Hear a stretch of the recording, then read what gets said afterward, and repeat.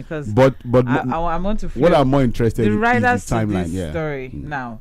Influential Nigerians among 122 arrested suspected oil thieves. You know, there's also something about the location of how pipelines have found their ways into mosques and churches. You read that too, right? 295 illegal connections discovered on 200-meter pipeline. Churches, mosques involved in vandalism and theft. So Nigeria will not import refined petroleum products from June next year, NNPC has said. And the firm said fuel importation will stop. NNPC also explained that it has shut down some of its pipelines due to high production costs, fire, and vandalism. And according to them, one of its pipelines had 295 illegal connections. So do you think that it's possible that, okay, yes, they could have been able to meet the quota, but you know, when you have 295 extra, you know, leakages from one pipeline, how will you expect Sandra, NNPC to meet the quota? So who is to blame for that? I'm not saying the vandals are to be blamed. I'm not saying NNPC is to be blamed. I don't know who's. I'm asking a question. I'm asking a question. There are people who are paid heavily to do this job. Are we saying that the pipeline routes are so difficult for us to monitor? Is there no technology to even check out some of these things? You know. Wait. So they have been attaches to our pipeline for so long, and they did not detect. There's no way for them to have detected. They just detected it. Maybe that's what the report is telling us. But I know that. But don't you think? Okay. Pipeline surveillance has a lot of ways that you can deal with it. It's not. It doesn't have to be people. You even having physical monitoring there. I think technology, you can even deploy drones. There's a lot of things that can be done to really let's check all of this. Let's dig a little bit deeper now, Fuad. What do you think of the fact that some religious houses, you know, some pipelines and one shocked me, were found in some religious houses? I don't know. Well, maybe those things are not. Is it that they say, okay, you know, they won't be suspicious of a church, or you won't be suspicious of a mosque? Maybe those were not really churches, were just buildings disguised as churches and mosques to carry those nefarious activities. Yeah. Because I don't think anybody would worship in a place where there's a pipeline, you know. I don't think so. You know, but knowingly, maybe, like I said, those buildings were erected to disguise as churches and mosques to carry out these activities. But there's a lot of work going on with oil theft. Again, the report that by June, that one, you know, makes me so happy. I got the report yesterday. Wow, fantastic! Eventually, it's okay. It's okay. We are all happy. So we can say some goodbye to crazy subsidy payments. I will say so. But as it is now, or there's something that Kyari said. No, just to buttress what you're saying. I shouldn't be too happy. No, okay. To buttress what you're saying. All right. Kyari also said that Nigeria would rely solely on its refineries. Okay, and the Dangote refinery, which is expected to be completed on or before June 2023. Is it our own refinery or Dangote? So I'm coming forward because you know, when we are all excited and saying that by June 2023 we'll stop importation of petrol, because what I'm saying, and then we are also having a follow-up report that by June 2023 Dangote would have finished building. Are we relying on our own refinery? Mele Kyari went further to say that NNPC owns 20% of Dangote. Yes, of and course. that this, even as you know, they own 20% of Dangote, that they still have a right not to supply crude to Dangote. You see, I don't know. What is the problem here? Because again, a part of the report talked about a loan that NNPC got to fix the Port Harcourt refineries, and they gave a timeline that I think maybe sometime next year, maybe June or so, May or so, the refineries will be fully functional. To refine products, and that was one of the basis of his projection that by June next year we will stop the importation of refined fuel. All I'm getting in this report is Dangote refinery. So are we depending on Dangote refinery to solve our problem? Remember Akabweze, who is the DG of the budget office and planning office, told us that, look, don't be too happy about the completion of Dangote refinery. It's going to be operating in the free trade zone. Thank you. And so his obligation would not. Well, we may bank. It's an international business. We may bank on the 20% stake of NNPC.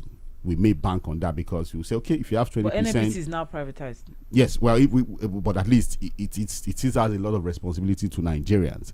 So we may bank on that our 20% stake to say, okay, whatever we get from our 20% should be for domestic consumption. We should just take it and use it to satisfy. Well, it should be. Okay. Because again, if you look at the capacity of the Dangote refinery, I think it should be enough for local consumption. We have high hopes and high expectations. Let's hope it works out. At least come so that June we can 2023. say goodbye to this crazy subsidy regime. It's okay. And more details on page 4 of the Nation newspaper. Because if I were to go deep, But Sandra, with everything, I take it with cautious optimism, like everything Nigeria. No, me, I'm hopeful. You can't. It's within your right. I'm just saying that I'm going to take this with cautious optimism, like everything Nigeria. Okay. You remember when they launched the Nigerian Air logo? Thank you for that. Well, Nigeria Air, Nigeria. And only ribbon we see get. Okay, all right. So thank you. Cautious optimism, JJ. But you still have optimism. Optimism, but there's a caution. More details on page 4.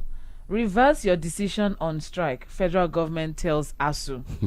And the riders to that, we have Minister insists all unions' demands met. VCs, pro-chancellors to meet Education Minister September 6th. Parents urge parties to resume talks. More details on page 4. It beats me to see that it's the same Adamu that was given the mandate to resolve the ASU issue in 2 weeks. He has said they did not say that. We read it in the papers. But he has said they did not. Okay, all right. All right, well, more details on page 4 of the Nation newspaper. What most important thing is, if there is a renegotiation, table open, ASU should, just listen to whatever the government has to say. I don't think ASU have not been listening. I'm sorry that people may think I pander too much to the sentiments of ASU and all of that, but I just feel that these are things that we don't need to deny. We can't live in denial. Let us look at our university system. You see, we're in Lagos here. The closest to us here is Unilag. Let's just take a drive down and see the condition of that school.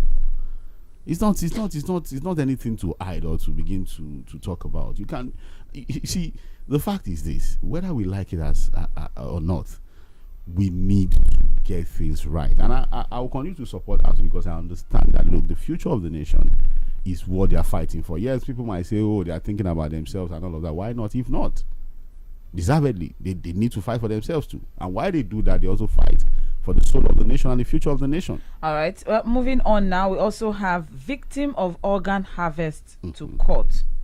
Don't release my biodata to Ekweremadu. That's on page 3 of the Nation newspaper. The Ekweremadu thing is so unfortunate, really. And we are still on the matter, apparently. So the victim of the alleged organ harvesting case involving former Deputy Senate President Ike Ekweremadu and his wife, Beatrice David Ukpo, has urged a federal high court in Abuja to reverse its July 1 order for the release of his biodata to the Ekweremadu. Does he not have a lawyer? Why doesn't he want his data to be released? I'm even asking, like, is there anybody representing Don't they have him his now? data Is he already? filing? Is somebody filing for him now? Why is there a court in Nigeria? No. Well, that's for the Nigerian ruling. What I'm just saying is there somebody filing for him? Is somebody representing him in the court already? Because in a fresh motion filed by his lawyer, Bamidele Igbinedion, Ukpo queried the competence of the proceedings that led to the issuance of the order getting bigger and by more Justice Ekwo. And a lot of revelations will be coming out from that one. But more details on page 3 of the Nation newspaper. Don't forget that some months ago, the shocking revelation came up of the fact that Ekweremadu and his wife attempted to harvest a minor's organ. That's Sandra, the allegation I think the lesson for me is that there's no lesson yet. There's the justice is still ongoing. Okay, so well, let's keep learn and looking. to do things properly. When we hear everything that we need to hear, then we'll know if there's a lesson to be learned. But there are still lessons from what we've had so far. Don't sell your organs. More details on page. Yes. Okay. More details on page 3. Because I heard that they are selling toe now somewhere in one African country for 18 million naira. Toe, okay. So, toe, Benio. toe. Maybe that's for ritual purposes. It can't be for. So why will you intentionally transplant? sell your toe for ritual purposes? Well, if you are toeless, well, things happen. People are just crazy. Court rejects Abba Kyari's bail request. That's on page 3 of The Nation. Airlines owe agencies $7.8 million. That's 42 billion naira. If you convert. Which agencies are they owing? You want to know? Yeah. Okay, I'll get you details. More details on page 7 of The Nation newspaper. And what we have here is that indigenous carriers owe aviation agencies over 42 billion naira. And, it's not the equivalent. It's okay. And $7.8 million for the non-remittance of ticket sales charge, cargo sales charge, navigational charges, aircraft landing and parking fees, and other charges. So the debt, according to NCAA, that's Nigeria Civil Aviation Authority, has accrued in the last few years. Specifically, the NCAA boss said the agency is owed $19 billion and $7.8 million by local carriers. Okay, so that's NCAA. They are owing NCAA. Okay, and what we have is, aside from debts owed to NCAA, carriers also owe Federal Airports Authority of Nigeria, FAN, and the Nigerian Airspace Management Agency, NAMA, 18 billion and 5 billion. I think the agencies, NCAA, should just have a sit down with this aircraft to have a payment plan. I don't think they're going to be able to owe them by the neck to cough out these monies in lump sum. I don't think it's going to happen. So because if you're owing NCAA 19 billion naira and $7.8 million, and then you're owing FAN 18 billion naira, and then you're owing NAMA 5 billion, they won't pay. They can't pay. Two of them are shut down. That's what I'm saying. That so that we don't have suspended their operations. Let me put it that we're not shut down. So that we don't stifle all of them out of business. This is the time again for government to begin to look for soft landing and ease of doing business for these people. So I think there should just be a payment plan, have a window, how you can just continue to, offset this debt.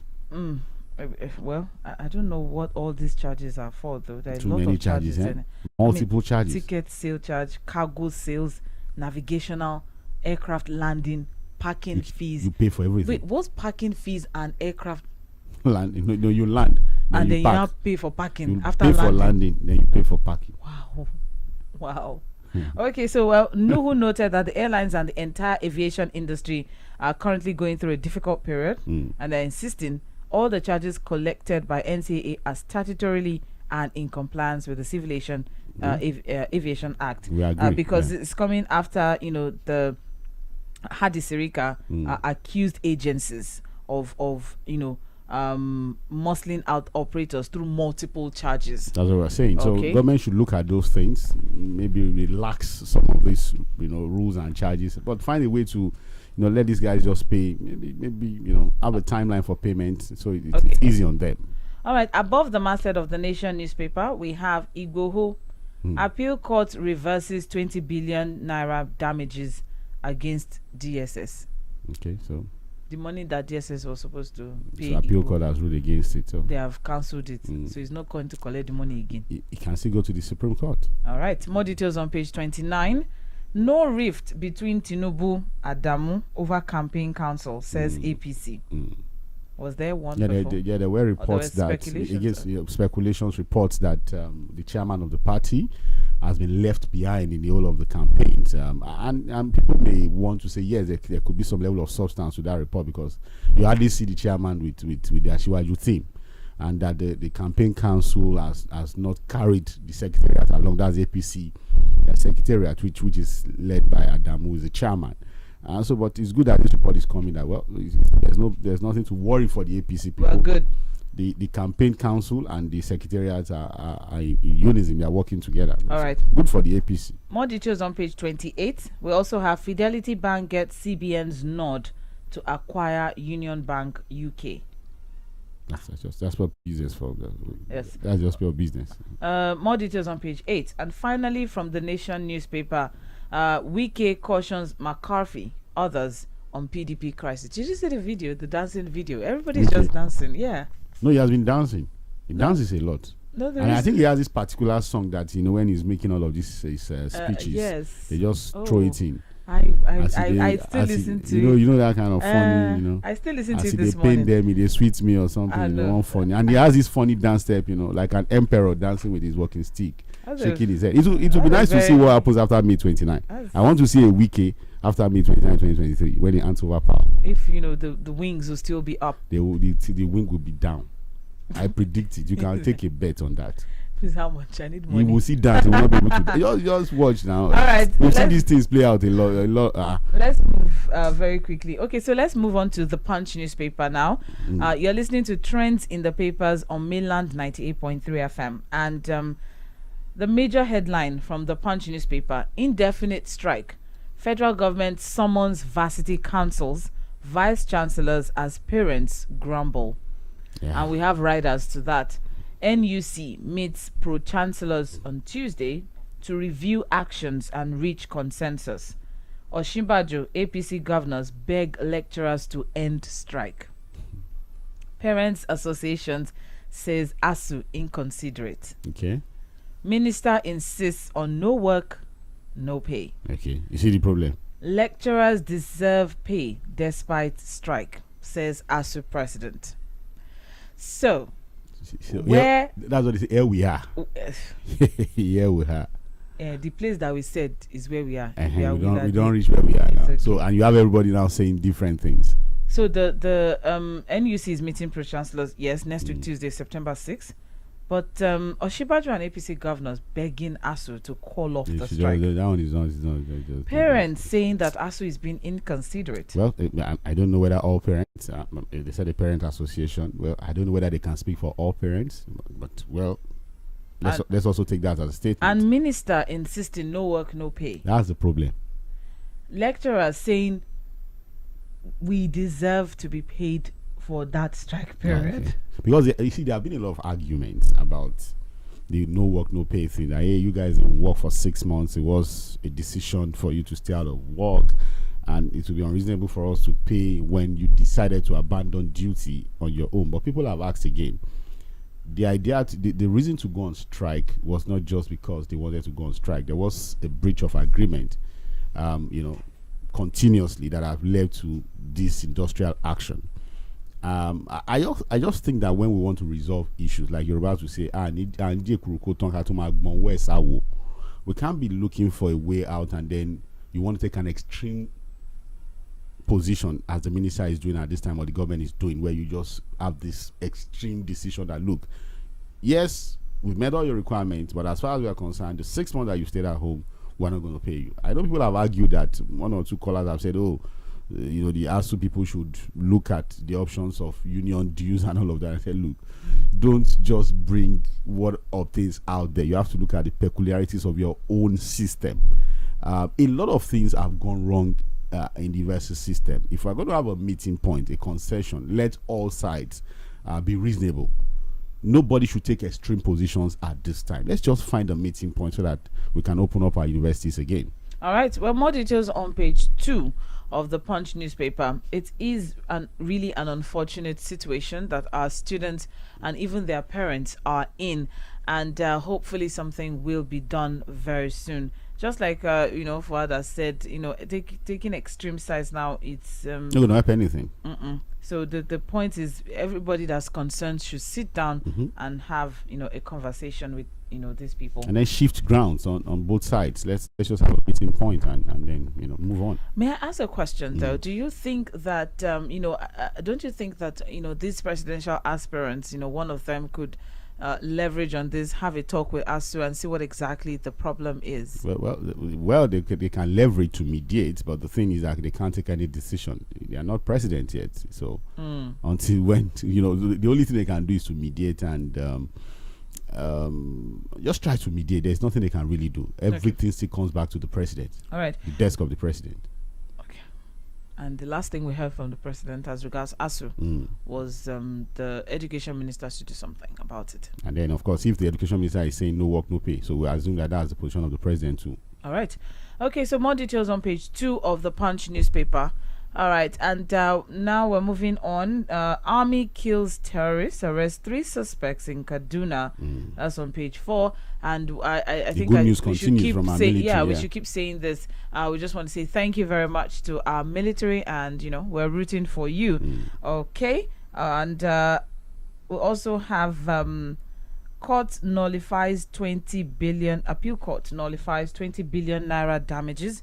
Igboho heads to Supreme Court. So that's on that's on page 16 of the Punch. Hoodlums invade Lagos communities, rob residents, victims lament, and you can get more details on page 5 of the Punch newspaper. But Security I just want to know what part of Lagos that is, because as it is now, we talked about it on community platform yesterday. The fact that Lagos, communities now, kidnap, living on the edge, robbery. Yes, kidnap, robbery is cultism, is getting gang issues. It's becoming and let's just start from K2. Anything from K2 mile 12 down to Ikorodu. Government needs to do something. All right. Well, landlords, residents, and business owners have lamented the growing threats posed by hoodlums in various areas in Abule Egba. Okay, this is Abule Egba. Agbado Okeodo. Yes, that particular area, they're really lamenting. It's almost everywhere, Sandra. Even the Aja axis and the Lekki Aja axis to us, These ones are the ones that came out to talk. Yeah, so, well, as they've contacted the State Police Public Relations Officer, and that's Benjamin Hunday, and he's saying thank you. We'll inform the Commissioner of Police about it. And that's that. And one of the other things that is making our community so unsafe now, especially in Lagos, is the fact that cultism seems to have moved away from the schools. Now it's in the streets. Gangs. You have a bricklayer, you have Okada riders, you have everybody now belonging to one cult group or the other. And they display it openly. That's what you have in streets now, and the government needs to quickly do something about it. They need to quickly do something about the ravaging threats of cult groups, gang groups, and all of that in Lagos. It's now widespread. Hey, all right. More details on page 5. As said earlier, we're still on the Punch newspaper. Undergraduate lovers die in Kwara. Corpses found naked. That's on pages 4 and 5.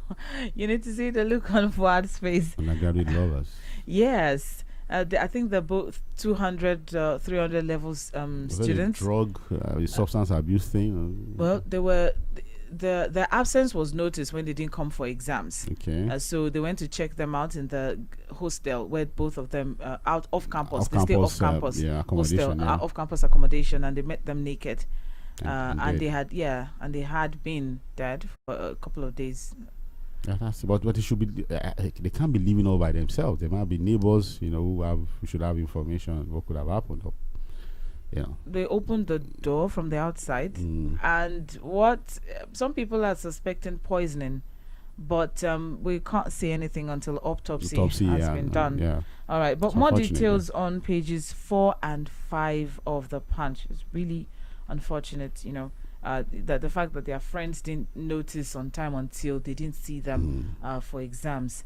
All right, let's keep moving now. Tinubu seeks Jonathan's support.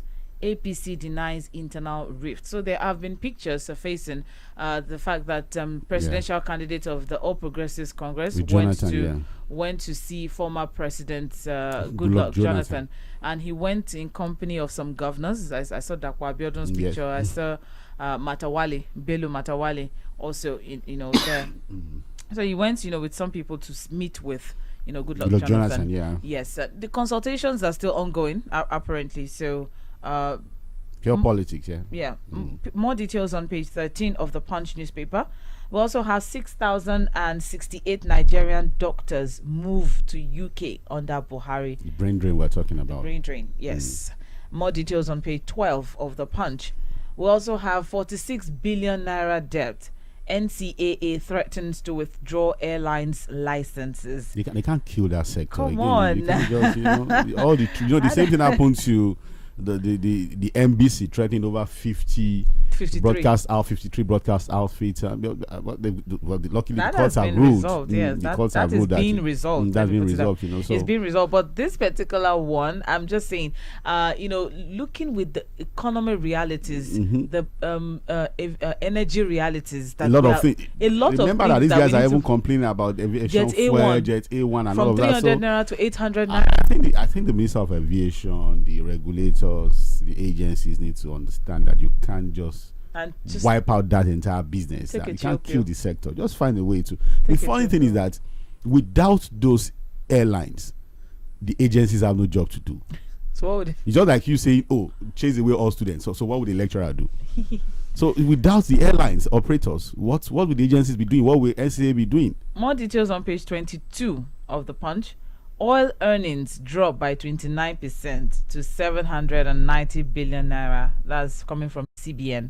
And more details on page 22. Earnings are dropping while some other countries are increasing their own earnings and clearing debts. Federal government projects 120 trillion naira as 3-year consumption expenditure. That's on page 21 of the Punch newspaper. And that's all we have from the Punch. I'm going to rush through what we have from Vanguard, all right, very quickly. I'm sure majority of what we have here we've treated in the other papers. But the major headline from Vanguard newspaper: disquiet in PDP over Wike's preferred candidate remarks. And we have riders to that because I knew that statement he made, the fact that he was going to expose people that are planning to loot, and the fact that he said he has a preferred candidate and that he's going to reveal the person very soon. Happen very soon. Very soon, I was wondering why there's no helter-skelter. And I said nothing will happen. It's okay. Riders to that. His comment put Atiku on edge. Which edge? A source is saying. AC. Explains why party can't sanction Wike for anti-party activities. He has not said he's not a member of the PDP. I don't know. So where is the anti-party activity coming from? Maybe because he met with other parties. No, he has a right now. You can always meet. Maybe that's why he went abroad. Are they sure he's not even telling them to come to the PDP? Yeah, he's trying to canvass. Or solicit. Ex-VP still open to reconciliation. Our crisis will be resolved soon. Olafeso. Swallow your ambition. Return to PDP. McCarthy tells Peter Obi Kwakwanso. McCarthy should just concentrate on PDP. Let him just stop bad-mouthing me. Wike tells McCarthy. Says alleged rapist in Rivers PDP frolicking with Atiku. Call governor's meeting now. Edo PDP tells Ayu. More details on page 5. The devil is in the PDP, true. It's like where Shokoto. Still down there with them. More details on page 5 of Vanguard newspaper. Sanwo-Olu to raise Lagos education budget above 10%. That's on page 10. 2023, I won't allow politicians intimidate Nigerians with personal resources, says Buhari. That's a good one from the president. That's on page 7. ASU, government moves to reopen varsities, calls meeting of pro-chancellors and VCs. That's also on page 7. If they open universities, who will teach the students? Igboho, appeal court nullifies 20 billion cost awarded against DSS. That's on 10. Federal government engaging foreign countries to deal with insecurity, says Lai Mohammed. That's on page 7. And then we also have highly placed Nigerians involved in crude oil theft. Yeah. We wonder if we'll ever hear their Kyari names. said a lot of things in that report. It was a very interesting report. But yes, why are people not being prosecuted? Says NNPC boss Mele Kyari. And extortion at Lagos ports takes new dimension as ETO fails. And that's all we have from Vanguard newspaper this morning. You're on to trends in the papers on Mainland 98.3 FM. We'll take a short break. When we come back, we'll introduce the focus for the morning as we move on to Mainland Focus. Don't go anywhere. Stay with us. We'll take after this short break. We'll tell us what the focus will be, and then you get to be a part of the show.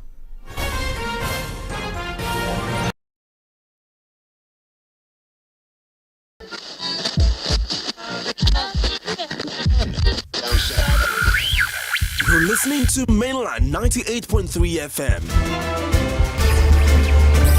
The sound of Lagos.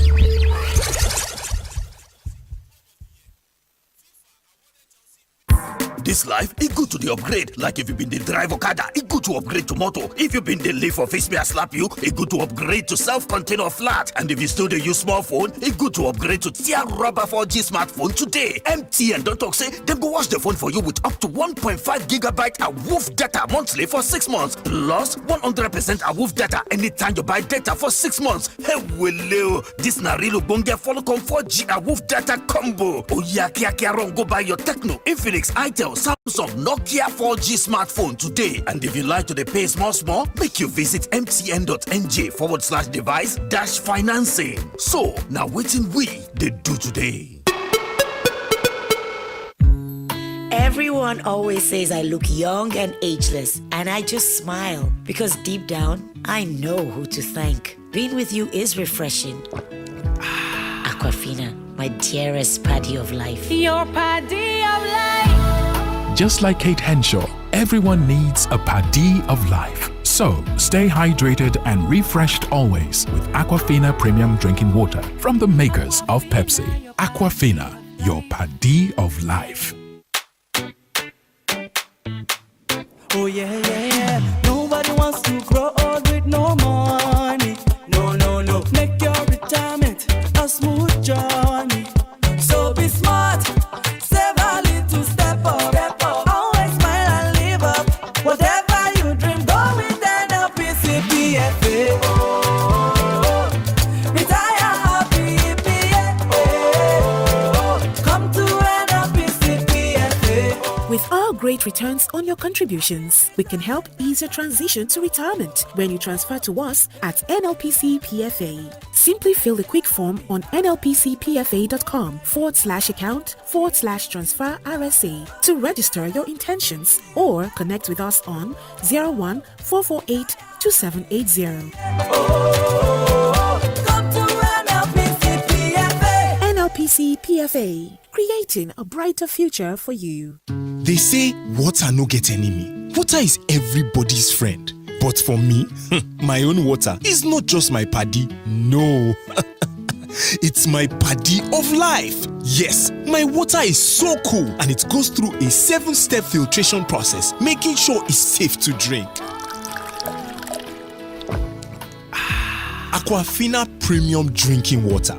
That's my paddy of life. Your paddy of life. Stay hydrated always with Aquafina Premium Drinking Water from the makers of Pepsi. Available in over 35 countries. It's water you can always rely on. Aquafina, your paddy of life. Aquafina, your paddy of life. Overjara no the bottle is plenty. Overjara no the dry pocket. Overjara no the rail is plenty. If you want 8 times the value to flex, if you know we will give you Overjara. Overjara, see the charge we will give you Overjara. You deserve Overjara. Get 8 times the value of any recharge plus double data and 1,000 Naira activation bonus when you buy a new SIM. Airtel, the smartphone network. Chinedu! Don't worry, Ma. He'll be home on time, just like his dad. I'm cooking their favorite jollof with Sonia tomato mix. They are here. Hey, is that jollof ready? Right on time. Your loved ones will always rush home for tasty meals prepared with Sonia tomato mix. It's so good eating together with a family. Yes, Ma. Sonia tomato mix brings you together.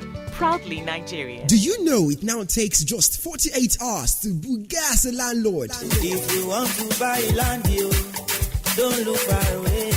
Yes, Revolution Plus Property, your #1 plug when it comes to getting your land and home with ease, is back with a quick offer of pay and get your land in just 48 hours. No, darling. Also, you stand to get up to 20% on some of our selected landed properties. Terms and conditions apply. So rush now and start buying, as all our estates and lands are currently selling in Lagos, Abeokuta, Shimawa, Ibadan, Abuja, and Port Harcourt. For more information, call our customer care line now on 012-557-386 or 090-60,991, 090-60,992, 090-60,993. You can also visit our website at www.revolutionplusproperty.com.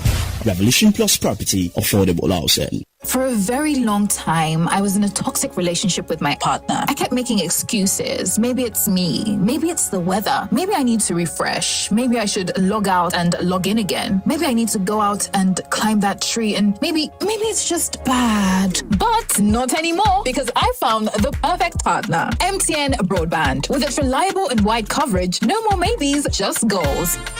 So, hashtag MTN Broadband and I for life, hashtag relationship goals.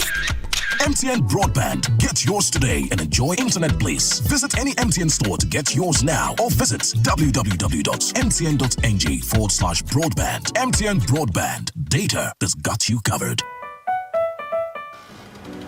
Every morning is an opportunity to take your hustle to the next level. So, start every day with a great tasting cup of Nescafe 3-in-1. Just add water and enjoy the perfect blend of coffee, creamer, and sugar with that rich, creamy taste you love. To help you start strong and make every morning count. Start strong, finish strong. Nescafe. Have you been disconnected because you didn't link your national identification number to your MTN number? Don't worry. If you already have your NIN, here are 5 ways to reconnect.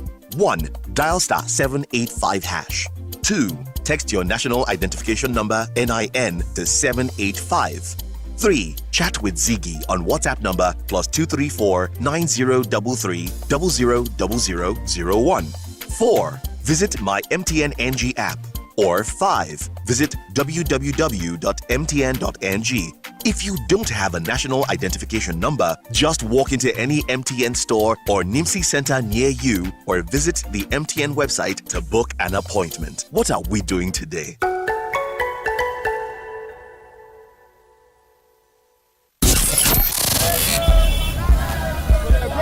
The bustle of this town can drive anyone crazy. It's like trying to get out of a toxic relationship. The traffic, the noise, the stress, and sweat. But in the midst of all this madness, you need calm. Guest, music, pro bono car maintenance tips, artist interviews. Davido. I like this. It just depends, but obviously my name is David. Chats and requests all on The Buzz. The Buzz is live on this frequency. Mainland 98.3 FM. Monday through Friday with Lillian, your brown sugar, and Jay Dan.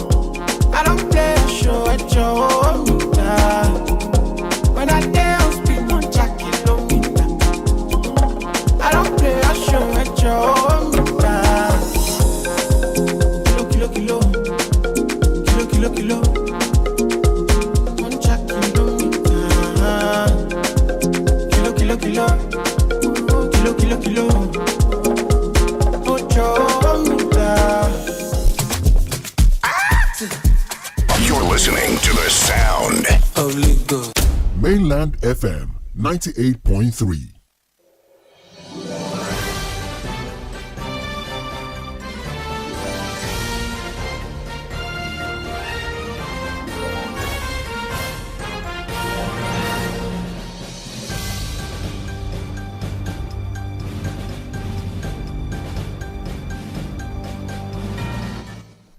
Okay, welcome back. It's Midland Focus on Midland 98.3 FM. My name is Omobola Sandra, and on Midland Focus, we get to pick, major trending stories from our trends in the papers, and we try to flesh them out and open up the phone line for you to share your thoughts and your contributions. I have with me in the studio Sahid Fuhad, and this morning our focus, we're looking at 2 focal points for this morning. So the first one, of course, which I know that is seriously weighing on everybody's mind, is ASU. Okay, and the major headline from the Punch newspaper, that's where we're going to be getting our focus from. We have a lot of statements. Everybody's talking. Yeah, there are different statements from different quarters as regards ASU now. And we want to ask this all important question. Now that, the 6 months, strike, has been extended or is now indefinite, a total indefinite lockdown strike from ASU. Now that we have that situation and the federal government keeps saying or insisting that they have met all the demands, the only thing that's remaining is we're not going to pay you for the 6 months that you were at home.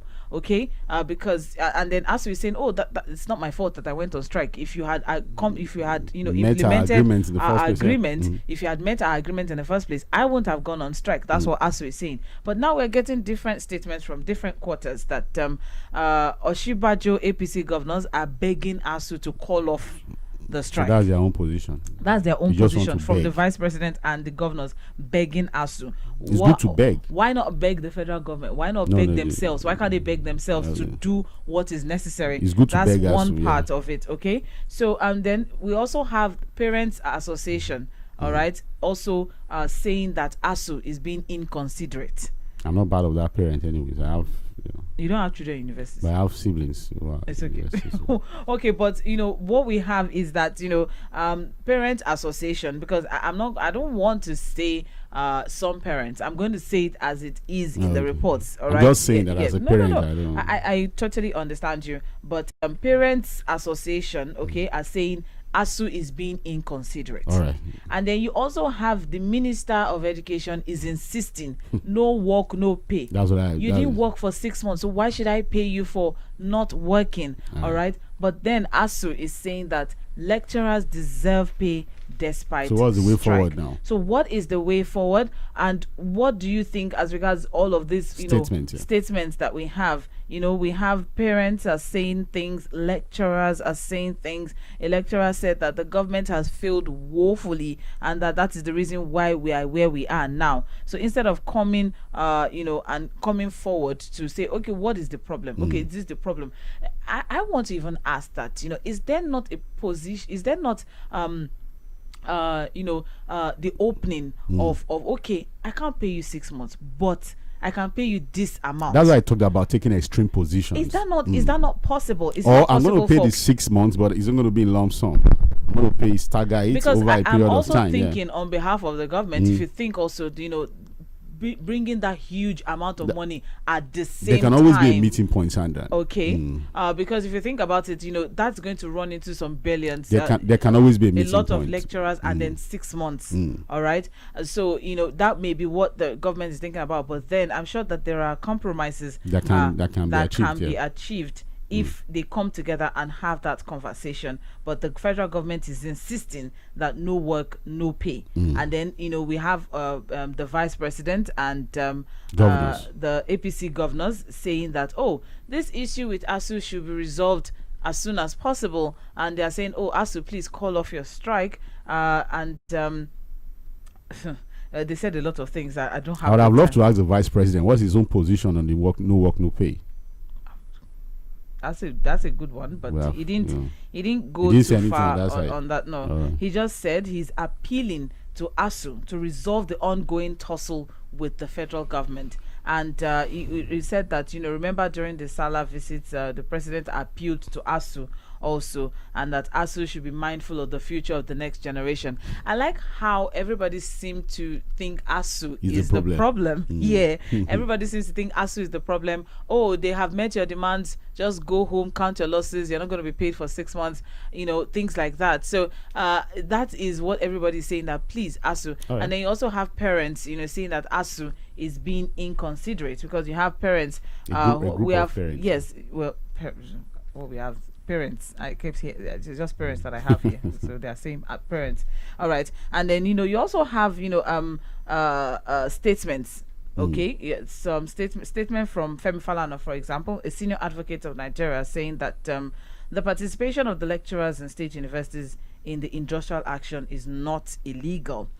As state universities are involved in the strike, they are fully represented in the ongoing negotiation, as was the case in the past. But he, however, appealed to the government and ASU to resume negotiations. Okay, so that is the first issue that we're looking at this morning. On the table is the strike. We have Oshibajo and APC governors begging lecturers to end the strike. We have Parents Association saying ASU is being inconsiderate, and then we also have the Ministry of Education insisting no work, no pay, and then you also have ASU insisting we deserve our pay. It's not our fault that we are on strike. Who should we look at, or who should we appeal to? What's the way forward? Or what is the way forward with this ASU strike? Because if this month ends and we enter 14th of September, we are entering the 7th month, of the strike. All right. So what is the way forward with this ASU strike, and what is up with the back and forth? All right. That is the first issue on the table. The second, discussed on the table is petrol importation to end by June 2023, and that's coming from the managing director, CEO. Sorry, apologies, it's no longer MD. CEO. Don't change. NNPC Limited. Thank you. So NNPC is saying Nigeria will not import refined petroleum products from June next year. And they are saying that fuel importation will stop following the anticipated completion of Dangote refinery and the ongoing maintenance of the nation's refineries. Okay, so the fact that that currently we're working on the maintenance of our own refineries. Let's not forget that sometime last week we talked about the fact that while refineries maintenance is ongoing, there are some staff that are being paid, for not doing anything. All right, but then let's keep moving. Petrol importation, is this something we should look forward to? Because if you look at it deeply, Mele Kyari is telling us that we should look forward to June 2023, because by June 2023, Dangote refinery would have been completed, and the fact that Nigeria has a 20% stake in Dangote refinery, so we should be entitled to some benefits. 20% stake is enough to take care of things, from that completion. Then our own refineries too, and then our own refineries too are under serious maintenance, and hopefully by then to life. He said that when we are done with our own refineries, modular refineries, condenser refineries, and also Dangote refineries, then we have a long way to go. So by June 2023, hopefully will be the end of the subsidy regime. Hopefully we'll stop petrol importation. Prices could even drop. Yes. Is this something we should look forward to? Is this something we should be excited about? Is this something that we should say, oh wow, finally something is being done, or we are giving us a very something good news. It's okay. It's all right. But you will see that the country will become a net importer of PMS. He made a whole lot of promises. Now, we are even going to start to export it. That's what he's saying. But before they think of exportation, local consumption first. Let's first take care of the. You understand? It's okay. I like the fact that he's already thinking about us now exporting refined product, but let's first solve local issues first. But is it something that we can look forward to? I'm asking our listeners now. Is this something we can look forward to? Is this something that we should be excited about? That by June 2023 we can hold some people and say, okay, you said by this time. I like timelines. It just makes everything just easy. So we can look up to something. So you know that you just relax for now and wait for by then things will start smoothing out, because whether we like it or not, the subsidy payment is really biting. Over 6 trillion doesn't make any sense. It's biting really hard into our budget. It's biting really hard into our expenditure as a country, as a nation. All right. So, and another question I am going to ask, because I'm sorry I have to ask this question, is the fact that hope is not that as they are working on our own refineries. Okay, we are looking forward to that. But what are your thoughts as regards the Dangote refinery? Because Mele Kyari said a lot of things as regards the Dangote refinery, that okay, fine, we own 20%, but then whether we're going to give them crude or not, that's a decision that's left up to us. But I just want to know what exactly are your thoughts as regards this 20% stake that we have. Just one statement from me. Good news, very cheerful one, something that we should be happy about, but I take it with cautious optimism, like everything the government has given us as promise and timelines. Okay, so the phone line is open 091 36 000 410 091 36 000 410. You can call in, you can send a text message, you can send a WhatsApp message. We have two focal points, ASU and NNPC. What are your thoughts? The fact that NNPC said will not petrol importation is going to end by mid next year, and ASU, Oshibajo and APC governors begging ASU lecturers to end strike, parent association saying ASU is being inconsiderate, minister insisting no work no pay, lecturers saying they deserve their pay. What are your thoughts? All right, and don't forget that you have just 2 minutes, and please, 2 minutes is 2 minutes. Once it's 2 minutes, I'm going to give you some beeps, and once that is over, we're moving on to the next call. Okay. All right, I think there seems to be an issue from our end here that I need to quickly resolve. Okay, all right, so stay with us. You're still on to Midland 98.3 FM, the sound of Lagos. And just as we said, the two focal points for this morning is the ASU strike and the fact that Mele Kyari is saying that petrol importation is going to end by mid next year. So is this something that we can actually look forward to? Is this something that we should be excited about? I don't know. That's the question that we're asking this morning. Yes, hello? Good morning, Sandra. Good morning, Farah. Good morning. This is Femi calling from Surulere. Femi from Surulere. Yeah, good morning. Good morning. Actually, in regards to this ASU strike, I think what the federal government should just do is these people to be a way of resoluting everything. Because if you're telling them that no work, no pay, I don't think they are going to get to the root of this, because these people that say no, and the other people are also saying, too wrong cannot make it right. I think shutting them would just be a way of solving the whole thing. You can pay them maybe like 50%, because at the end of everything, all the classes that have been missed so far will still be put into consideration, and will still be acting to also.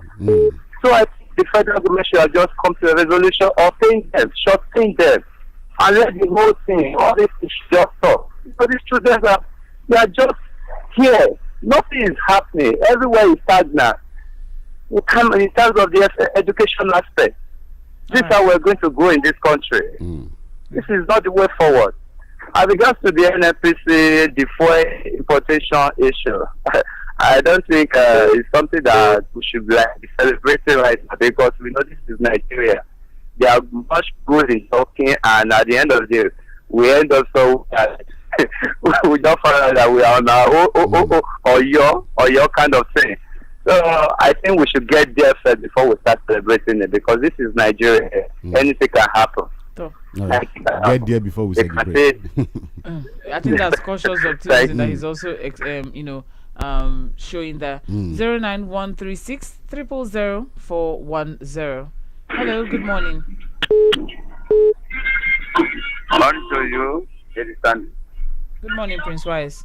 How are you today? I'm well, thank you very much. Morning to you. Morning, sir. Thank you. God bless you and bless your management. Amen.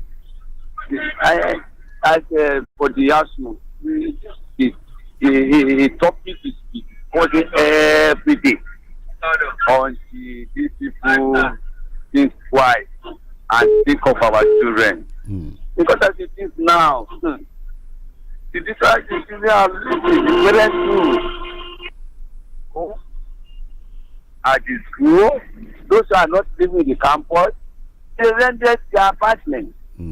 And that was the day. We did not tell them for good and 6 months because right. They will collect their money. Who is losing? And when you talk work no pay, they know the professor know the law before they embark on this. Right. If from our own I always say, get 3 months to be paid by federal government. The remaining 3 months to forgo by ASU. And let everything come to place. They can't get everything. One is that 80% of Africa has been met. If it is not true, they tell Nigeria what really mean, what have they done, what have they not done. Because now how to can go this way? Because some of them are benefiting from private university. They collect their salary, and they are still demand for their full salary here. It's impossible. If they collect full salary, that's part of corruption. Let me stop there. We go to Nigeria. All right. Amen. Thank you very much, Prince Wise. Thank you. Amen. All right. Hello, good morning. Okay. 09136000410. Okay, so we have some messages already, but before we take them, let's sort some calls. Hello, good morning. Hello, good morning. My name is Oladimeji, calling from Festac. Oladimeji from Festac. Could you speak a little bit louder? Put the phone close to your mouth. We thank God from NFPC that we can hear the good news from them. Yes. But for HASU, I want to beg them that they should please consider Nigeria. They should not think about our government. They should think about the students. Please. They should just please and please. They should do something. I think they should call up the strike. Please. They are begging them. Because imagine they have like a 3 kids or 4 kids in university. And you are seeing them all over everywhere. My dear brother, it's not something that somebody can say. So they should please do. It's okay. All right. He's begging us to call off the strike. Hello? Hello? Yeah, another call. Hello? Hello. Good morning. Is that Ben Anderson? Yes. Good morning. All right. I want to speak concerning this refinery, Dangote refinery. Your name your name and where are you calling? Okay. My name is Pastor Helix. I'm calling from Yanoba area. All right. Lagos. Pastor Helix. Okay. Helix, Helix, Helix. Helix, yes. Like you want to call Felix, remove the F and put H. Okay. Helix. Okay. Helix. Yes. All right. So this one day, I believe what they are saying is that they want to rely on Dangote refinery. Is it? And their own refinery of their administration. And our own, which is currently undergoing maintenance. Yes. Yeah. So what I'm saying that is the night of their administration, is that when they want to begin to maintain what they should have done 8 or 7 years ago. And now Dangote refinery, they want to use another man's hand to make a pillow. Once the man removes his hand, that means their head is going to be on the ground. We have 20%. So I believe what they are doing now, what they are doing now, I believe is just a fact. Let us wait and see whether what they are saying is going to happen. And at the 6 months time they are talking about, it's another people's administration, except they are going to come back, to come and rule again. That's just what I want to say. So let us wait and see whether it's not become their lying techniques again. Thank you. God bless you. Thank you very much, Pastor Helix. All right. Hello. Good morning. Good morning. I greet you, Mr. Fuad. Is that Sandra speaking as well? Yes. Good morning. Good morning. God bless all of you for your good work. Thank you very much. Yes, my name is Henry from Sulere. Okay. Yes, I just want to say this, my people. You see, you cannot be somebody and ask him or her not to cry. That is the good thing you must know about this situation. Now, there is promises of doing the refineries or maintenance. Yes, Dangote is coming up. Yes, we've been hearing this story for a long time. So how optimistic must we be to believe that this will work? It is very easy to say truth words. Yes. So let's just take it as one of those things we've been hearing before, that the refinery will work in 6 months' time or 23, thereabout. Okay. Good as they think. So thank God for that. Let's keep hoping. We've been hoping for a long time. It goes better. Now you better too. So that is number one, my people. Now, secondly, you see, the issue of ASU payment, you see, it would have been good because these will have families. They have extended family as well. They can have an agreement. At least I can pay you for at least the basics can be paid, or social percentage can be paid. The federal government will be able to agree on that, so that at least there will be a soft landing, and everybody will go home happily and resume whatever. That's the way I look at it. God bless Nigeria. Amen. Thank you very much, Henry from Surulere. Appreciate. Hello, good morning. Good morning, Melanie. Morning, Damlola. Sandra, good morning. Mr. Akbar, good morning. Morning, sir. And honestly, on the issue of ASU, I think it's very simple. See, if this government wants to be very sincere, they should go extra mile and pay these lecturers. The first thing is that if ASU should back down this time around, the government will still repeat the same attitude again. These people have been doing this for a long time. The fact is, these people do the lecturers, their family. I think sometimes, recently, we heard about a lecturer finding a farm, cultivating land. Imagine that. See, if the minister and the federal government should go extra mile, if they will go to a foreign country to go and borrow, they should pay them because they deserve it. They are not at fault. And if any parent actually complain, it's very simple. Pick the marker, go to university and teach.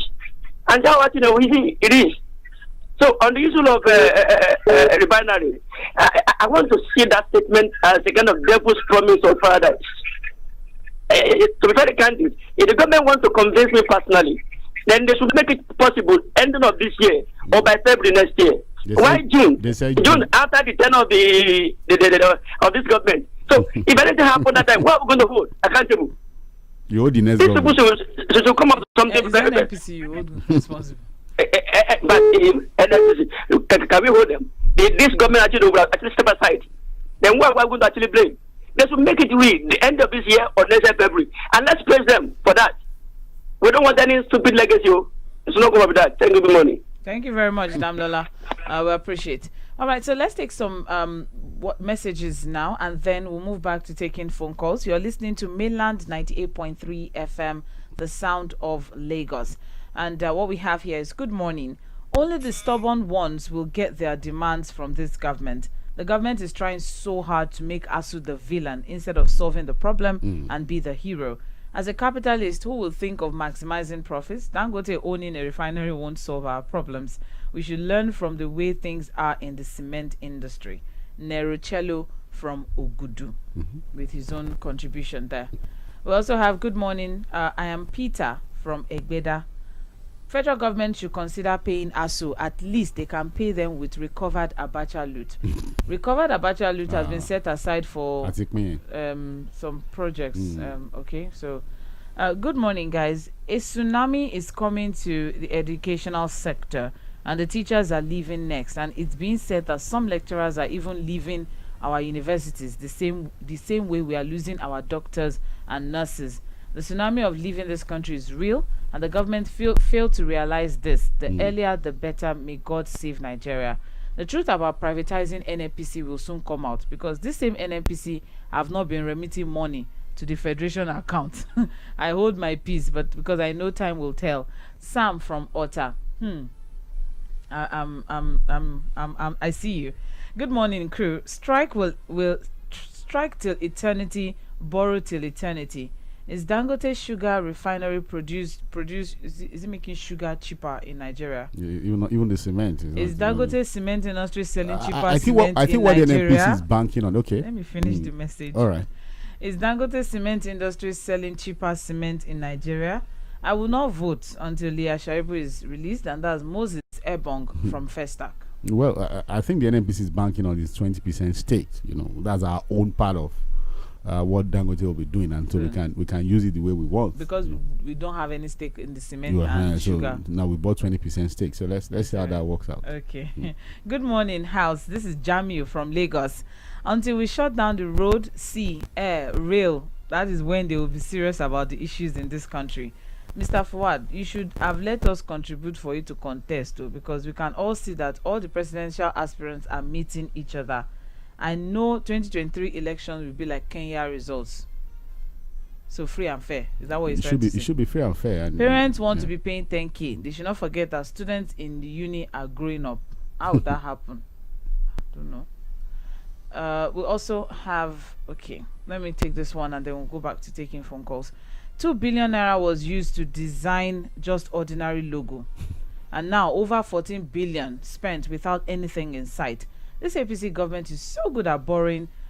Imagine federal government sponsoring ranches for individuals in Castina, already apportioning expected Abacha loot to other areas with no mention of ASU. SUVs were freely donated to Niger Republic after building the expensive rail lines to them. Amidst of these and many more harsh policies, somebody said he will continue with these legacies if elected president. And I said to Fiakwa, everything about this federal government is just upside down.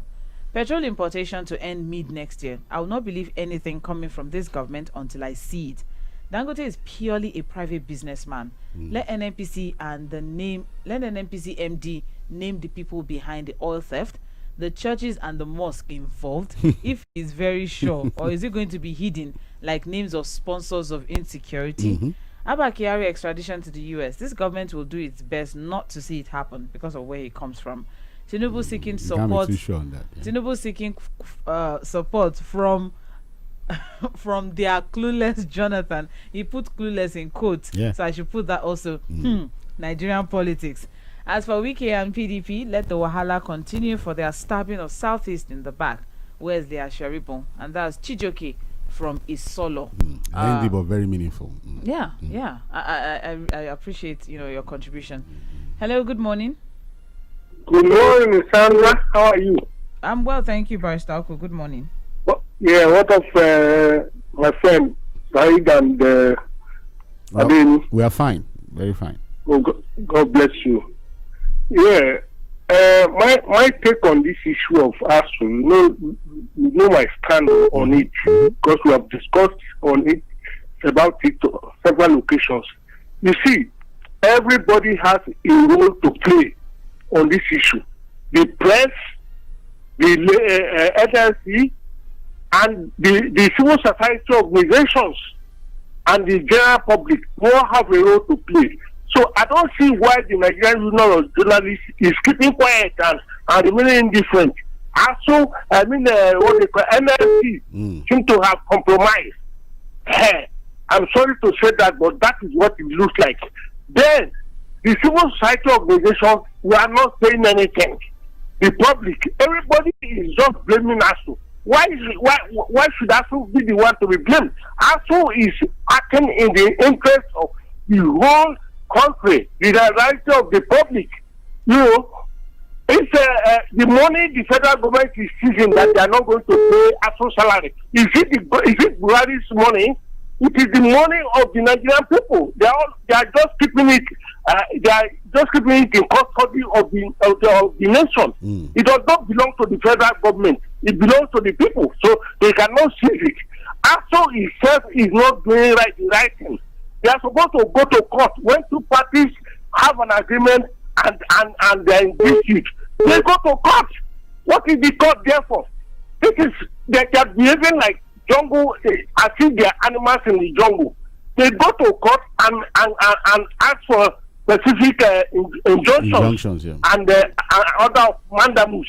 Ask the court to compel the government to fulfill the agreement entered with ASU since 2009, and then ask them to and for injunction prohibiting the federal government from receiving their salaries. Buhari should not be receiving salaries, and the Minister of Education should not be paid. So it is a one-sided thing. So my prayer is that ASU should call up this strike and take action, go to court, and force the federal government to implement the 2009 agreement. That is my position. Thank you. Thank you very much, Barrister Oko. Yes. Okay. Hello, good morning. Please help us turn off your radio. The quality of the call. We can barely hear you. Are you here? Hello. Hello. Yes. Okay, better. Okay, it's better. Okay. You know what I want to say? Your name and where are you calling from? I'm calling from Magic. Your name is Malam Ibrahim Umoru. Malam Ibrahim Umoru. Okay. Yes. My take on this issue of ASU. I have a cousin who is part of the ASU. But the issue yesterday, you know what he did? Even he himself, he said the part where his party, the Aleru University, that was in Kebbi State, he said they want to withdraw from the strike. They want to go back to the ASU because when the strike was going on, we where they were giving free life, free accommodation, everything is free. Government is making for them, and that's still a fight. So why should the body is not to see that unless they get that one before they will go back, because they have that condition like the better already. It's not going to take somebody. So Malam Omar, is the so quality of the call is really poor. So I would suggest maybe you try to call back, probably with another network, so we can hear you clearly. We could barely hear what you were saying. Hello, good morning. Good morning, everybody in the studio. Good morning, Ufoma. Thank you for very much. Thank you. You know, my comment, number one, I should still remain on their stand. If the government are very sincere with themselves, looking at it, if our head of state can travel to England, take care good of himself for 105 days, and the federation pay his money, both the Nigeria plane, his feeding, his air care, and the people that travel with him, and the British did not lament that Nigeria is feeding them.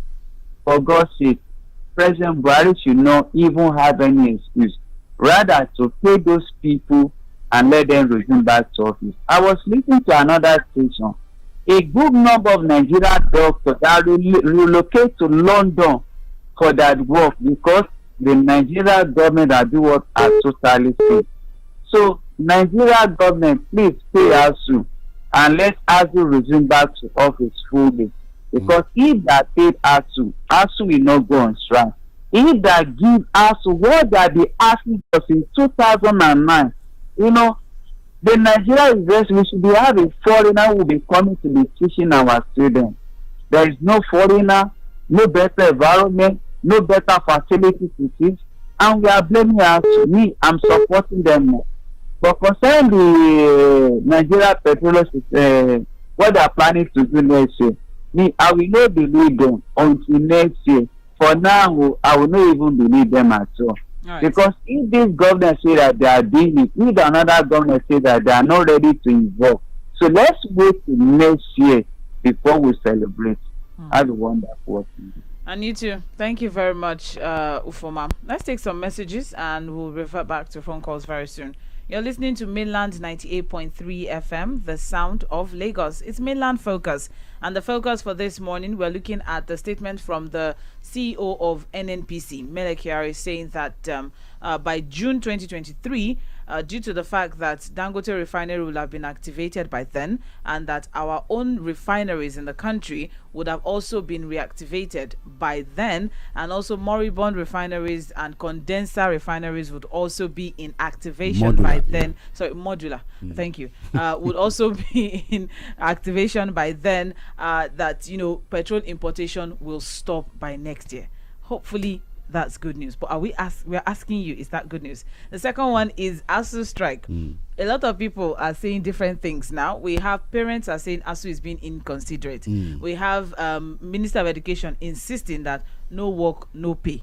Then we have the Vice President and APC governors saying that begging ASU, please call off your strike. And then you also have ASU staying by their guns and saying, we deserve to be paid for that past 6 months. What are your thoughts? Okay, I have some messages here. Someone here is saying all those saying ASU should please call off the strike for their children's sake should also work for their bosses for 6 months without collecting salary and be collecting please from their boss every month as salary. Theo from Surulere. Okay. Good morning, Sandra and Fuad. ASU should never agree to no work, no pay. They should collect their money complete. Government not paying them is a way to prevent future strike actions. Let's forget about opening school in this administration. Next year is just around the corner. I'm also affected. I couldn't get my transcript because of this strike, but I support it. And that's Kazim from Ejigbo sharing his own candid contributions there. Thank you very much. And we also have good morning, crew. My name is Engineer Adeyemi from Anthony.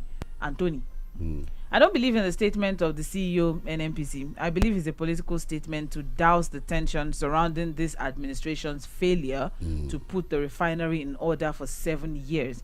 And now they want to finish the same in less than a year. We should not rejoice over this statement, please. Thank you.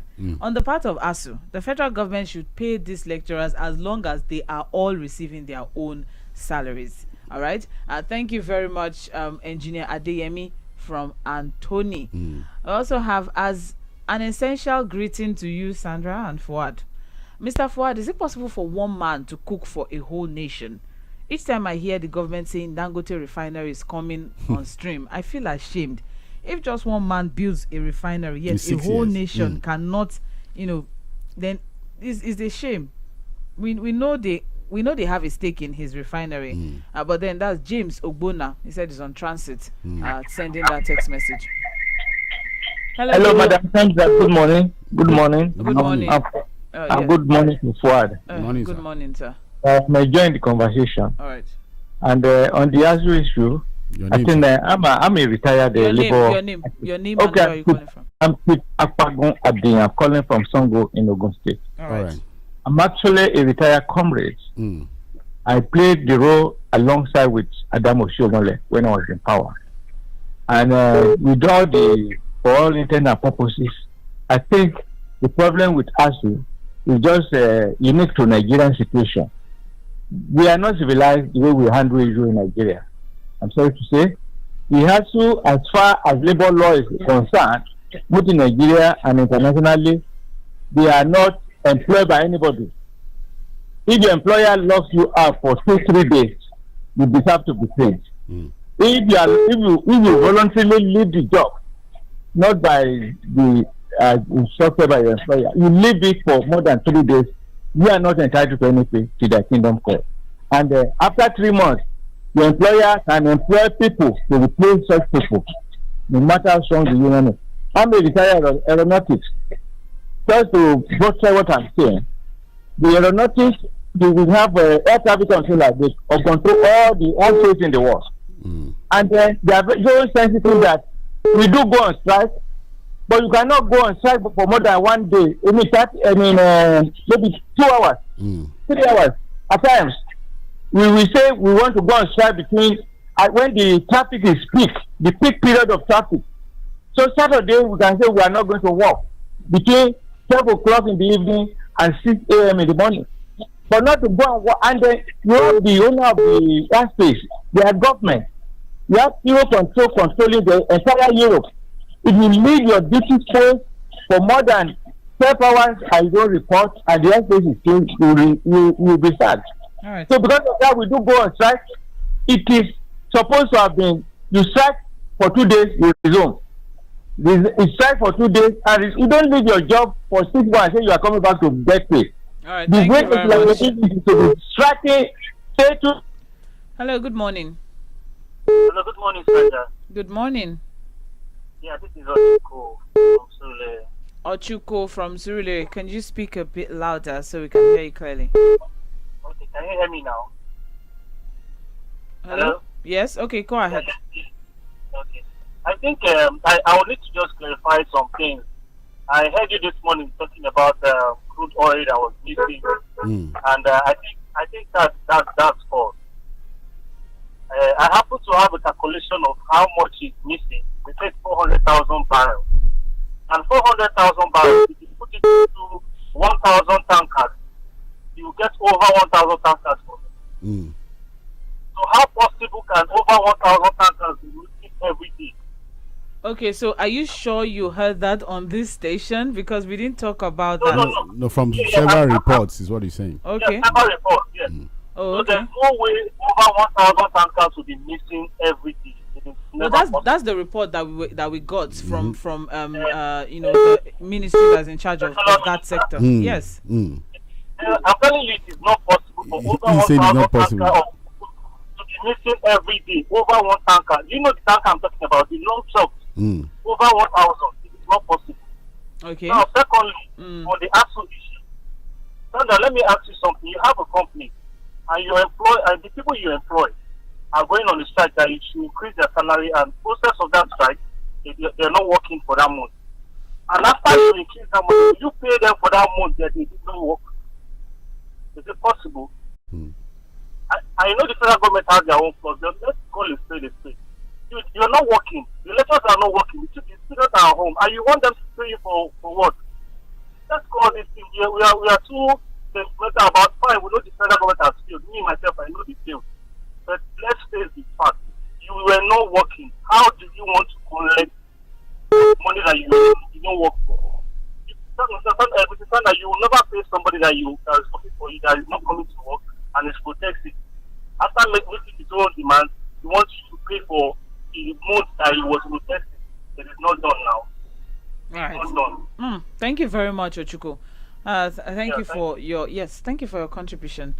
Appreciate it. Hello, good morning. Good morning. Good morning.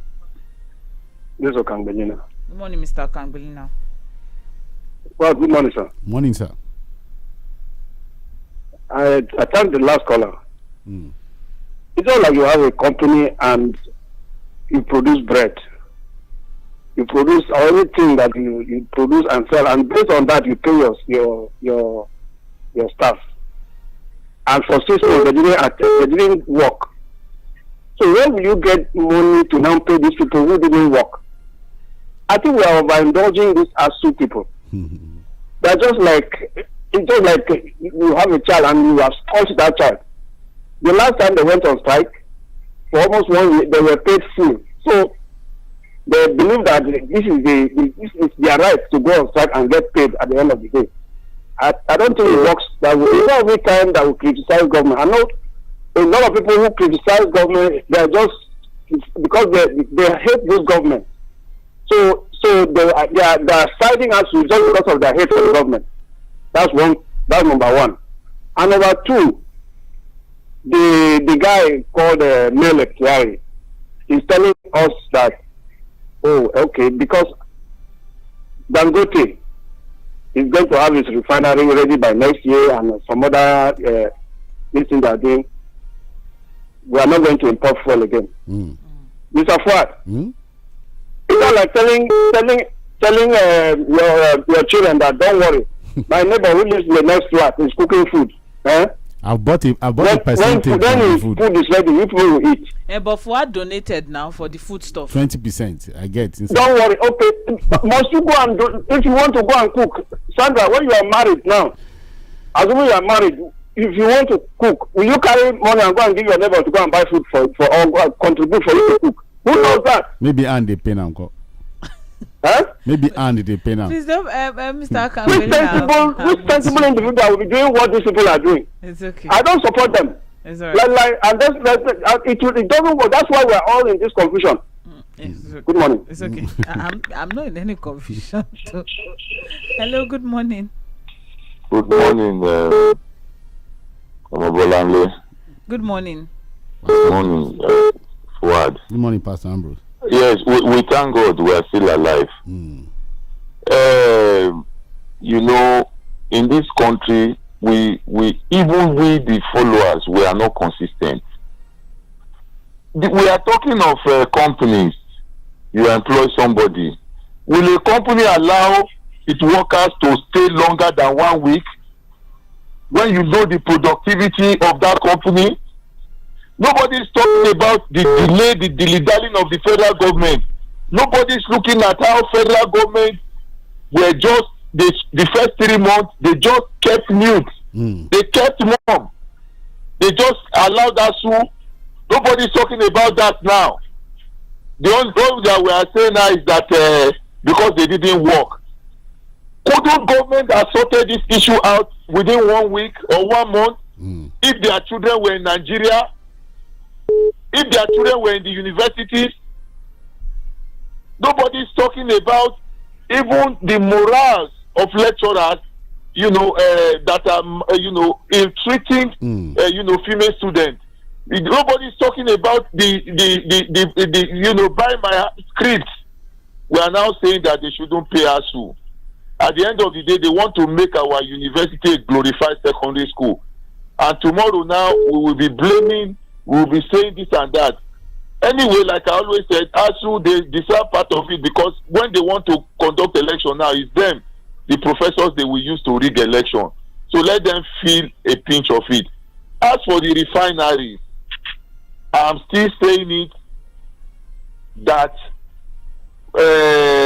what Adamu, the minister Mela Kyari is saying, to me, it does not hold any water, because government investment in that refinery alone is enough to build a refinery for Nigeria, and they had to put it into Dangote refinery. And as we speak now, it's only that one refinery. What about the other modular refineries that we are talking about? They said it's going to come up. They said maintenance are ongoing already. Thank you very much. I have said it. Let me round up, please. I have said it before. These things that we are talking about, the moment our refineries start working and we have enough electricity, you will see the dollar will crash. Thank you, Pastor Ambrose. Yes, I appreciate that.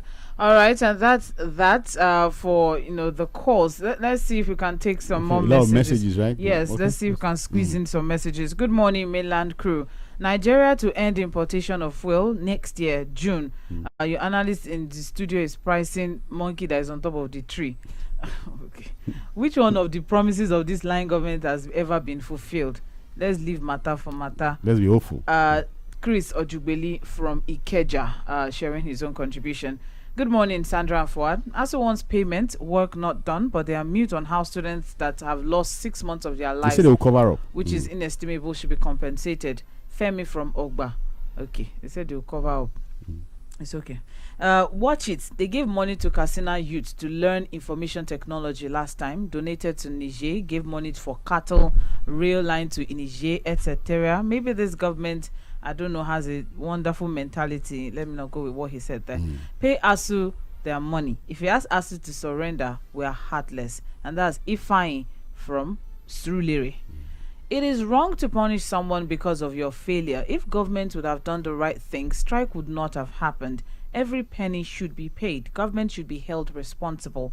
At least this government has shown us the importance of education. So when you vote in, someone, you know what you get. Ranch over education. My name is Innocent from Surulere. We also have good morning, Sandra and Fuad. Okay, I've read this message already. Good morning. Sorry. Good morning, Sandra and Fuad. This is Adeni from Ijede on ASU strike. I wish the two parties should come to an equilibrium point, maybe getting half of the payment and let our universities reopen. Then on oil sector, I hope the churches and mosques and government officials involved in the oil theft will be named and prosecuted. Yes. I don't believe what this government says concerning the issue of refinery working by 2023. I'm not the one saying it though. It's Adeni. You are reading a message. From Ijede, having some doubts about what we are supposed to expect come June next year, 2023. All right. We also have good morning. It is often said that those who fail to plan surely fail to plan to fail. Our main source of income, which is crude oil, has for a very long time been under siege by unknown saboteurs. This has been on despite the huge amounts spent on surveillance without arrest made up till date. My worries with our leadership is their inability in the exposition of those involved. Are they too influential, or are they covered by immunity? Yeah. Justin from Isashi. We also have good morning, house. ASU should be paid for these 6 months strike period, but in the face of this economic frustration and borrowing, ASU should be ready to forgo at least 3 months since their conditions have been met. As for the end to petrol importation, I see it as one of the unfulfilled promises. Till we see it done, then that's Gerald Chinedu Igwebe from Ikotu. I'll also have, I think negotiation will solve the ASU saga. It's either federal government slash their salaries and pay them the 6 months, or they should pay them minimum of 4 months complete salary. That's Okechukwu saying that's my own opinion from Ojuelegba. Okay. Ade from Isolo, if government wants peace with university education, they should pay ASU, but they may decide to ban ASU and see what will happen. What is PTA in university? That's another thing. I don't know. Ade, you just took it from my mind. And Just finally, a group of parents. and finally, I can't take all messages. I apologize. But finally, I salute you all. How's your morale for this cold weather? Motivational message and wrong philosophies. Whatever will be, will be. Whatever will be, will not be. You have to make it to be. You have to be a part to play in. You have a part to play in what will be in your life. So don't leave it to chance. God will be with us. That's man is an architect of his own destiny. In another word, yeah. Have a great day. And that's from OC Morale from Ikeja Cantonment. A whole lot of messages that we could not read. Wow. I just want to apologize. Forgive me. That's on me. But going forward, we'll try to see how we can, balance the phone calls and the messages. Thank you so much for joining us this morning, though. But stay with us. By 9:45, we'll be back for Global View, where we'll talk international stories. You're listening to Mainland 98.3 FM, the sound of Lagos. And don't forget that we're live on Facebook and YouTube at Mainland 98.3 FM. Stay with us. We'll be right back. Mainland 98.3 FM, your number one radio. The sound of Lagos. For a very long time, I was in a toxic relationship with my partner. I kept making excuses. Maybe it's me. Maybe it's the weather. Maybe I need to refresh. Maybe I should log out and log in again. Maybe I need to go out and climb that tree. And maybe it's just bad. But not anymore, because I found the perfect partner. MTN Broadband. With its reliable and wide coverage, no more maybes, just goals. So, hashtag MTN Broadband and I for life. Hashtag relationship goals. MTN Broadband. Get yours today and enjoy internet bliss. Visit any MTN store to get yours now or visit www.mtn.ng/broadband. MTN Broadband. Data that's got you covered. Do you know it now takes just 48 hours to book gas a landlord? If you want to buy land, don't look far away.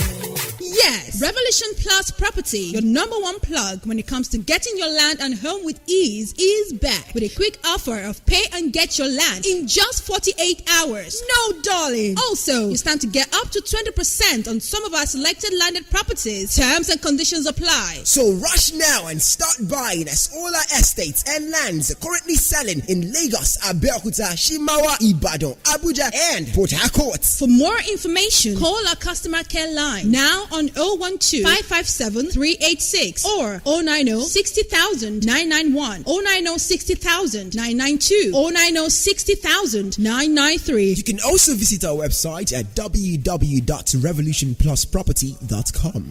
Revolution Plus Property, affordable housing. Guy, I love you.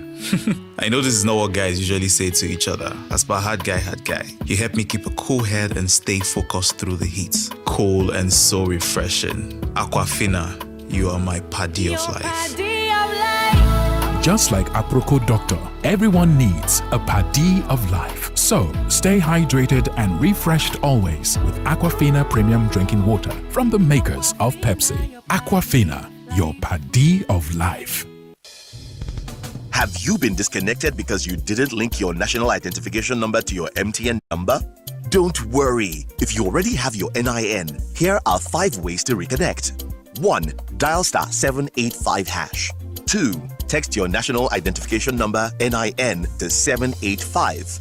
3. Chat with Ziggy on WhatsApp number +234 9033 000001.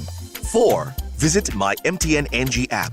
Or 5. Visit www.mtn.ng. If you don't have a national identification number, just walk into any MTN store or NIMSI center near you or visit the MTN website to book an appointment. What are we doing today?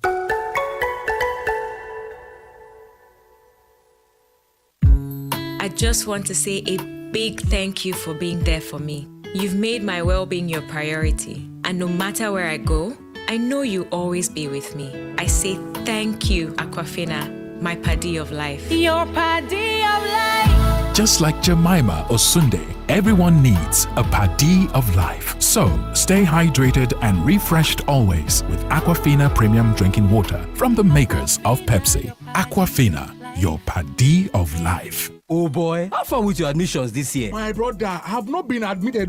What's the problem? Which course you even choose? Now, broadcast journalism and multimedia technology. Now, Pico. Those are exactly my courses, and I'm already admitted. Now, lie. For which institution be that? The Broadcast Art Institute. Oh, yeah, more they go. The Broadcast Arts Institute is accredited by the National Board for Technical Education to train and award the National Diploma in Broadcast Journalism and Multimedia Technology. If you scored 100 and above at the UTME exams and have 5 credits in your O-level results, including English, Literature, and a pass in Mathematics, you can now change your school to the Broadcast Arts Institute to kickstart your career. Part-time programs and short courses are also available. Contact us at number 38 Odofi Street, Igbogbo, Ikorodu, Lagos, or you can call 0806 149 9992 or 091 2379 9071. Visit our website on www.bai.sch.ng. People see me and think I'm crazy because of the love I have for you. You make the girls jealous and they wonder, how can we be just friends? What I see is what I get and I love it. My pure, trustworthy, international paddy of life. Just like Jide Kene, everyone needs a paddy of life. So stay hydrated and refreshed always with Aquafina Premium Drinking Water from the makers of Pepsi. Aquafina, your paddy of life. Oh yeah. Nobody wants to grow old with no money. No. Make your retirement a smooth journey. So be smart, save a little step up. Always smile and live up. Whatever you dream, go with NLPC PFA. Retire happy, PFA. Come to NLPC PFA. With our great returns on your contributions, we can help ease your transition to retirement when you transfer to us at NLPC PFA. Simply fill the quick form on nlpcpfa.com/account/transfer RSA to register your intentions or connect with us on 01 448 2780. Come to NLPC PFA. NLPC PFA. Creating a brighter future for you. What's better than getting a new MTN SIM card? Getting one for next to nothing. That's not all. Your new MTN SIM comes with amazing bonuses such as 1,000 Naira preloaded airtime and 700% bonus on every recharge of 100 Naira and above. All this for just 200 Naira. So you can join the yellow family for less. You just have to register and activate your new MTN SIM to make calls, text, and stay connected longer only on MTN. So, what are we doing today?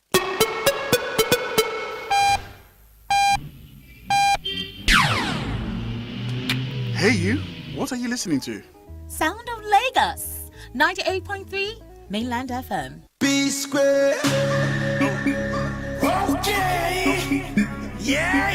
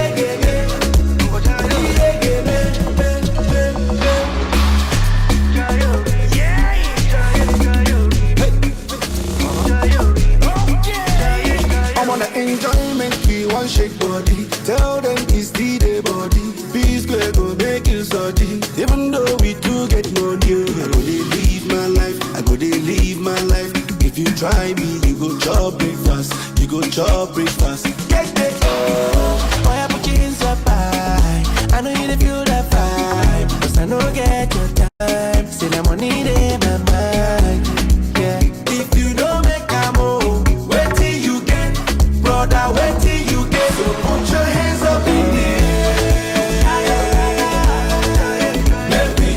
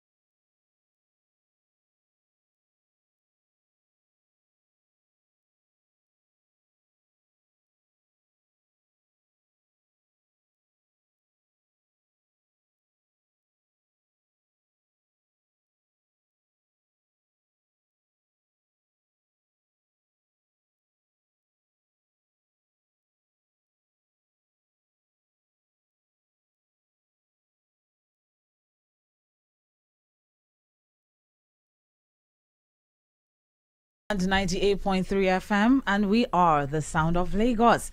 And right about now, it's time for us to talk about trending international stories, and that means it's time for Global View.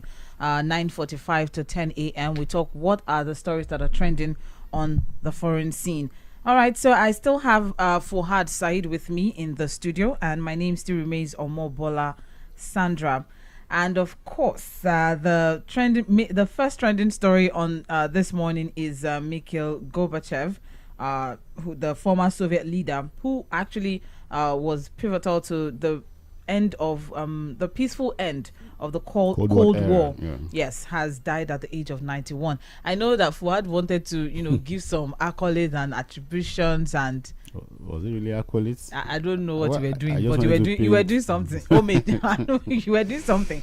I don't know what you were doing, but you were doing something. So maybe you should carry on with what you were doing. Well, for anybody who had invested some time to study the Cold War era, there's no way you would not, of course, know the impact of Mikhail Gorbachev in bringing to a peaceful end that era. Anyways, we always try to explain that the Cold War is not a violent rivalry. It wasn't fought with guns and bombs and all of that. It was a more of a philosophical, ideological war fought between the United States of America and Russia and the Soviet Union at that time.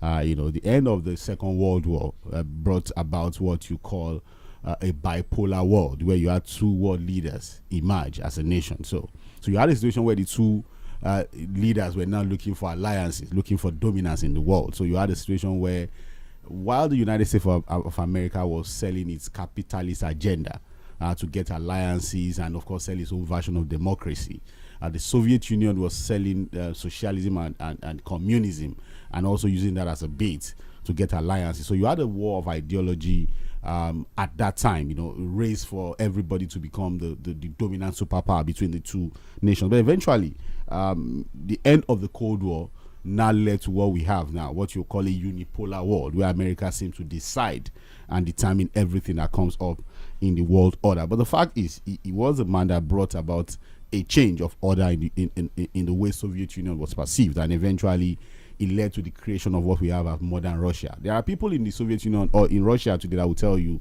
that it was pivotal to how the Soviet Union collapsed. In fact, there are people in Russia that will tell you it was an agent of the FBI. There are people who even say it was planted by the United States to kill the Soviet Union. So for Russians today, I'm sure it will be a lot of mixed feelings. Some will see him as a hero, some will see him as a villain, but the fact is that he's a man that has his footprint on history when it comes to the Cold War era and the era of the Soviet Union. I would say that because there are many Russians who may argue with your line of thoughts and saying that this guy was one of the people that is responsible for the collapse of That's what I'm saying. That it depends on the way you look at how it. you look at it, and that there are many Russians that have not forgiven him for what he did. For that. Just as we are still holding someone responsible for the cancellation of an election. No, that one you have to. Some 20 or 30 or so years ago. It's okay. Well, okay. It's all right. Thank you. All right. So let's move on to the next trending story that we have for this morning. We have here that Russia has completely halted gas supplies to Europe via a major pipeline. That's Nord Stream 1. They say they're repairing things. You know the danger of getting food from a bully. When you have a bully, so what are they repairing? It's just to bully. It's just to bully these European nations. It's why a lot of these small European nations who rely on Russia for gas supply and energy supply. There's a way you can just shut it down and then cause a lot of panic in these small European nations. It's just the nature of Putin. Alagbara. What was he replying? I'm trying to understand, because is it Putin now or Russia? Who decides what goes on in Russia? It's almost like a one-man state. It's all on Putin. All right. It's okay. Well, as it is now, the Russia state-owned energy giant Gazprom said restrictions on the Nord Stream 1 pipeline will last for the next 3 days. Okay. And as it is now, Russia has already significantly reduced gas exports via the pipeline. But they are also rejecting accusations of using energy supply as a way to punish Western nations for imposing sanctions over their invasion of He has always done that. This is even not the first time. Even when the issue of Crimea happened, they did something similar at that time. So it's the Russian way, the Putin way. Okay, so we are still moving on this international scene, and Trump is still in the news. So former U.S. President Donald Trump may have concealed documents during an FBI search of his property. Officials of the Department of Justice are saying, and they also went further to say efforts were likely taken to obstruct the government's intervention. So they're saying that they went to his place, searching a storage room at his Mar-a-Lago mansion. That probably he saw them coming, or he knew they were coming. I don't know, but that he hid some documents, thereby obstructing investigation. And what they are saying, which is a criminal matter on its own. So now the FBI, although further describing the June said, they are saying that critically, however, the former president's counsel explicitly prohibited government personnel from opening or looking inside any of the boxes that remained in the storage room, giving no opportunity for the government to confirm that no documents with classification markings remained. All right, but although Trump has denied any wrongdoing and he's saying that the items were declassified, the point still remains they met classified documents in your house. The Trump issue keeps bringing the Animal Farm story to my mind. Of course, the story is about the fact that all animals are equal, but some are more equal than the other. I said something a few weeks ago that just imagine was Obama that is doing all of this. He would have roasted him alive. Just imagine that all of the things, the shenanigans, both in and out of government, that Trump has done so far, it was an Obama. Obama did, the Obama era. There was even a time that Obama wore a wrong shade of suit. They took it to high heavens. I think as a president, they felt that it was just wrong for him to wear a tan-colored suit.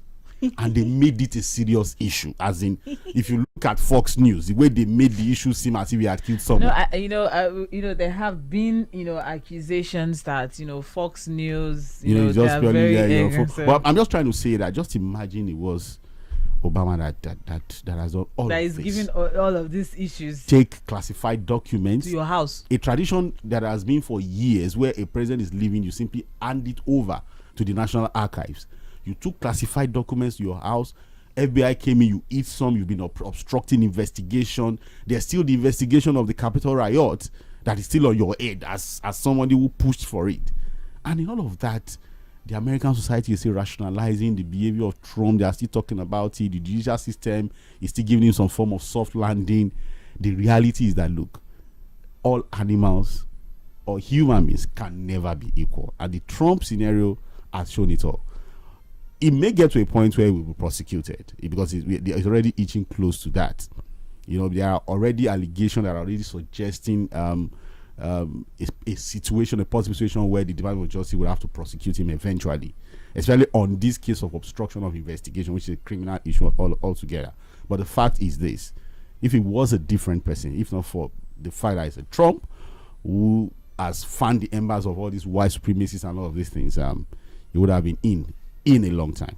All right, thank you very much, and that will be all for the global view this morning, for international stories for this morning. Thank you very much, Fuad Sahid, for sitting in on the show. My name still remains Omobola Sandra. You're on to Mainland 98.3 FM. By 10 minutes past 10, you'll be on with Ms. Ezine Kufre Kane with Up You with Ezine. And by 11:15, the Lady Jade will be on air for community platform. So stay with us. Don't go anywhere. And let's have all the fun, all the Wednesday fun together.